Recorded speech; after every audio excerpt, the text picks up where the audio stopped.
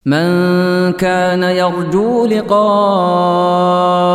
الله فإن أجل الله لآت وهو السميع العليم ومن جاهد فإنما يجاهد لنفسه إن الله لغني عن العالمين.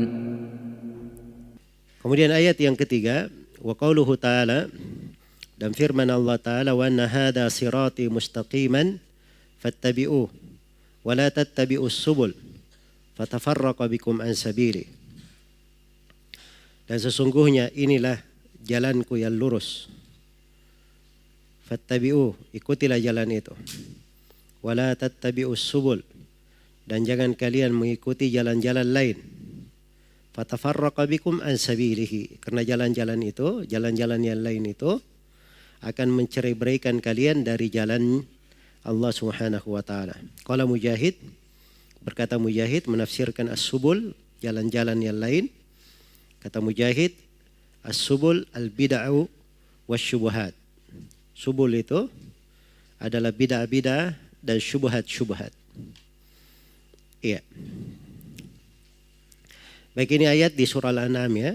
Dan ini ayat dari salah satu dari 3 ayat yang disebut oleh para ulama ayat tentang 10 wasiat.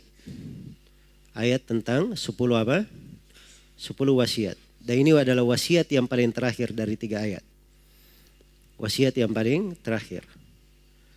Dan wasiat yang paling pertamanya adalah perintah beribadah kepada Allah, tidak berbuat apa? Kesyirikan. Baik. Jadi dalam ayat ini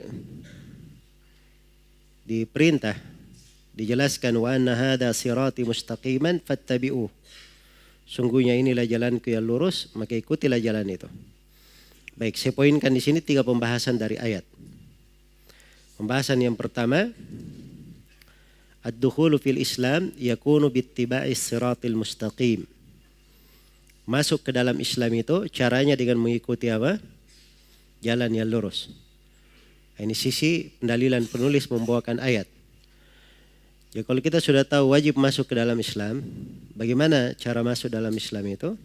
Beliau bawakan ayat ini untuk menerangkan bagaimana jalan seorang itu masuk ke dalam Islam dengan mengikuti apa? As-sirat al-mustaqim. Inilah makna di dalam ayat, wa anna hadha sirati mustaqiman fattabi'uh. Sesungguhnya inilah jalanku yang lurus, ikutilah jalan itu.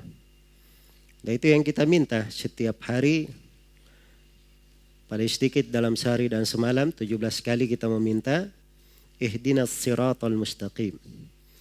Ya Allah, berilah kami hidayah menuju kepada as-sirat al-mustaqim, jalan yang lurus. Iya.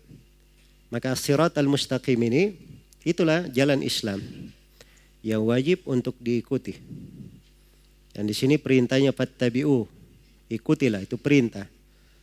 Dan perintah menunjukkan mana apa? Mana kewajiban.